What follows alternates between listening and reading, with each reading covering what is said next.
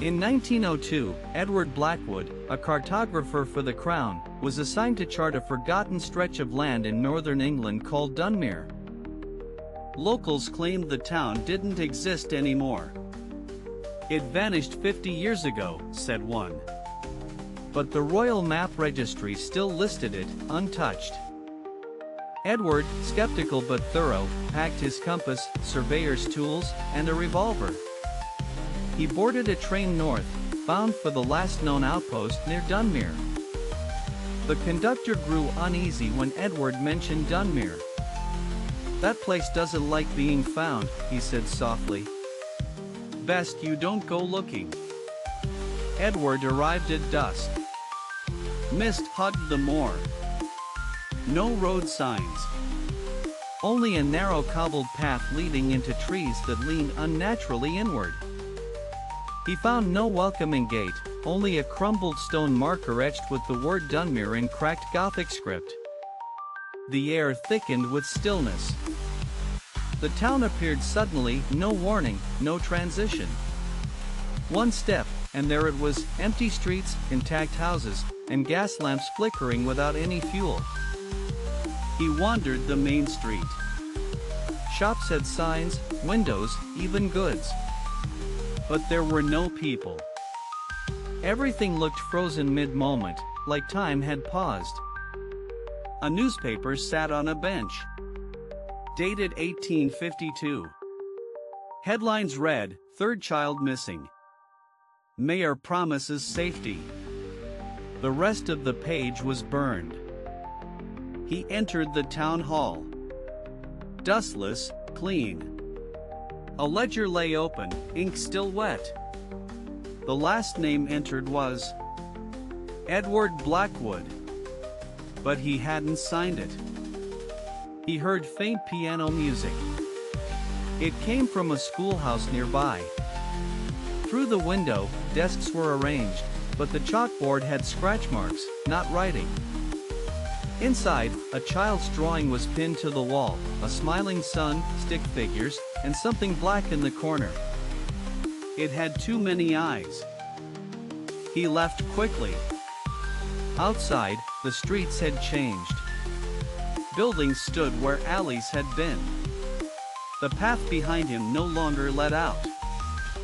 He tried marking his trail with chalk. But the marks vanished within minutes.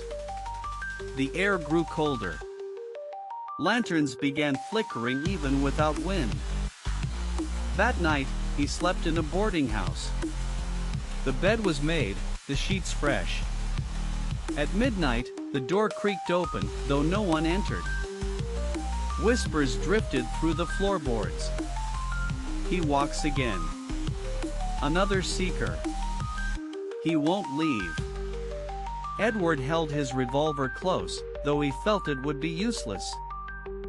In the morning, the sky remained the same dull gray. He found a church with shattered stained glass. Inside, no pews, only hundreds of shoes. He opened the pulpit. Inside was a mirror. It didn't reflect him. It showed children, huddled in a cellar, mouths sewn shut, eyes glowing faintly. He ran out, breath fogging. The street signs now bore different names. One said home. One said forget.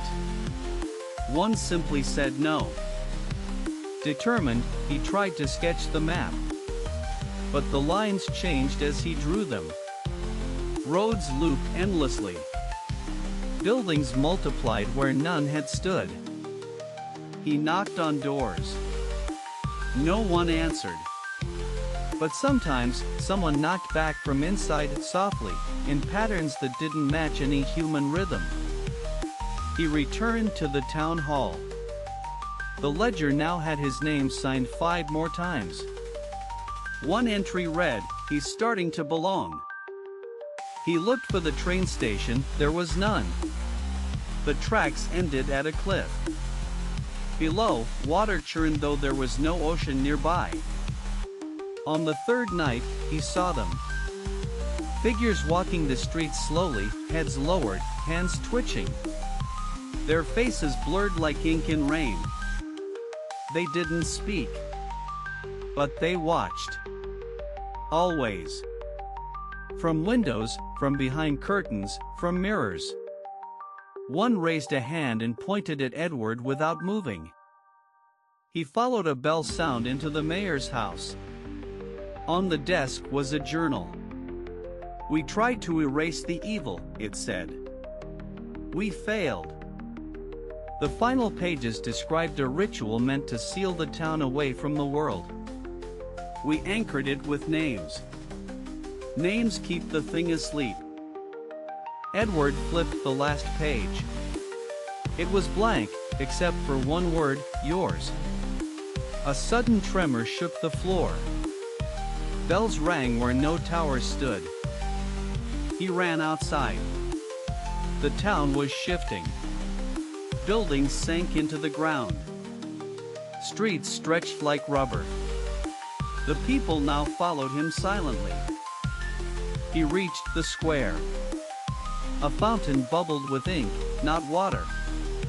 The statues around it were crying. One of them wore Edward's face. He tried to scream, but his voice echoed as another's. "I found it," the voice said. "Now you stay. I go." He awoke back in his room. Everything was normal. No town. No fog. His notebook sat by the bed, full of maps he didn't draw. Back in London, no one believed him. The registry removed Dunmere from all records. His co-workers avoided his eyes. One muttered, "You've been marked." Every map he touched after that changed overnight. Towns vanished. Cities renamed themselves. Roads bent into loops. He stopped mapping altogether. He burned the pages, but they returned. Each night, a new one under his pillow. Each with his name signed again and again. He sees the children in his dreams. They whisper backwards. They hold keys.